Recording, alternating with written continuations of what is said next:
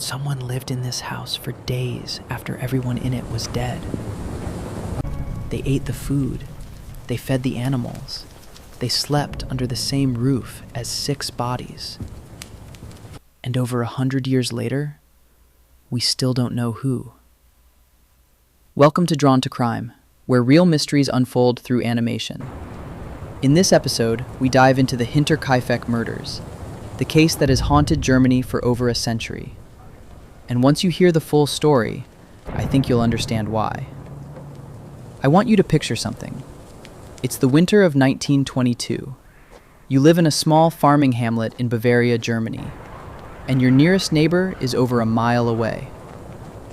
One morning, you walk outside and you see footprints in the snow, fresh ones, leading from the edge of the tree line, straight to your front door, but none leading back out. You search the property, you find nothing, no one, no explanation. So you go back inside, and you try to forget about it. That's what Andreas Gruber did. It was the last mistake he ever made.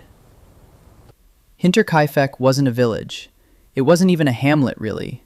Just one farmhouse, completely isolated, surrounded by open fields about a mile outside the nearest town. The farm belonged to Andreas Gruber, 63 years old, stern, controlling, not exactly well liked by the people who knew him.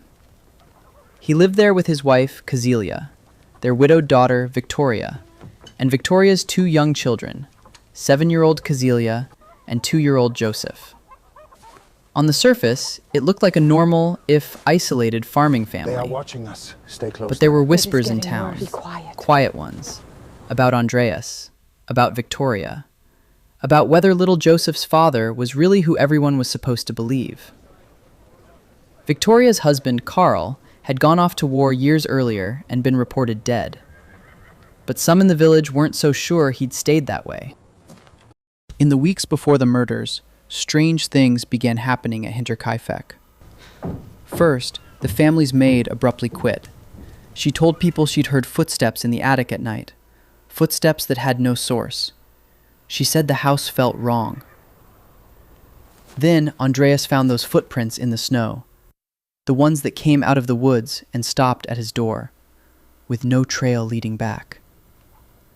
And then, one morning, a newspaper appeared on the kitchen table, one the family hadn't bought, one no one could explain. Andreas mentioned it to a neighbor, almost casually. He didn't seem afraid. But I want you to think about that for a second. A stranger's newspaper, on your kitchen table, in a house you lock every night. Whoever left it had been inside. On the last day of March, 1922, a new maid arrived at Hinterkaifeck. Her name was Maria Baumgartner. She had heard the rumors, the footsteps, the footprints, the maid who'd quit in fear. But she needed the work. So she came anyway. She never left.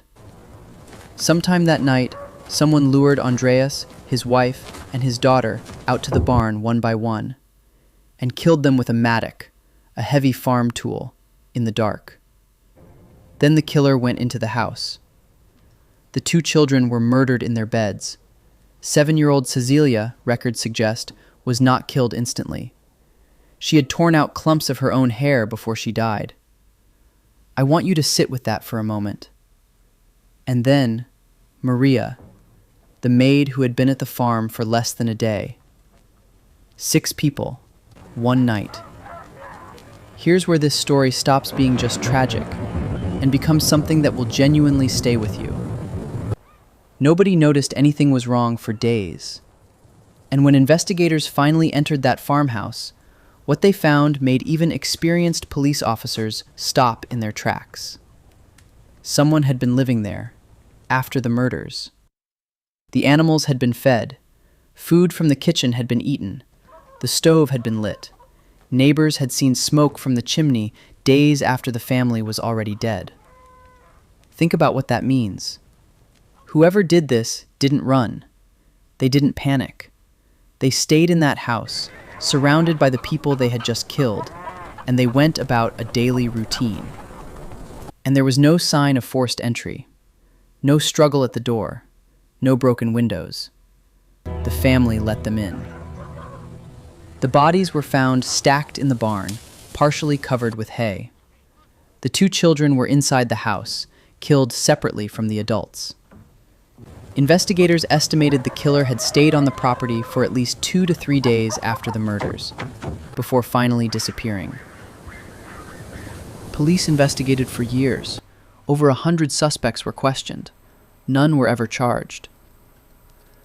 But there are theories, and some of them are deeply unsettling. The first centers on Carl, Victoria's husband, the man reported dead in the war, because some villagers claim to have seen someone matching his description in the area in the years before the murders. If Carl had survived the war and come home to find out what had been happening in his absence, some believe that could have been enough. Then there's Lorenz Schlittenbauer, a neighbor, a man some believed was actually the real father of Victoria's youngest child. He was one of the first people on the scene when the bodies were discovered, and witnesses noted he seemed unusually calm, unusually familiar with where to look. And then there's the theory that doesn't involve an outsider at all, that someone within that family had been carrying something dark for a long time, and someone who knew about it finally broke. In 2007, investigators exhumed the remains, hoping modern forensic science might finally give us an answer. It didn't. The Hinterkaifeck farmhouse is gone now. It was torn down in 1923. The people nearby couldn't stand to look at it anymore. But the questions never went away.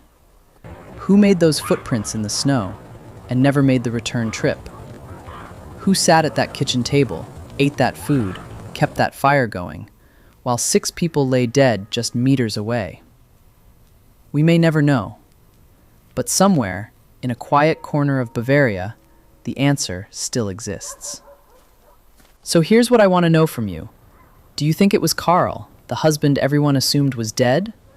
Or was it someone who was already there? Someone who was standing right next to the investigators when they arrived? Tell me in the comments. I read every single one. And if this one kept you up tonight, you're going to want to see what happened to 5 children who vanished from a burning house on Christmas Eve, and whose remains were never found. Not one body, not one bone. That story is right on this channel. Go watch it next.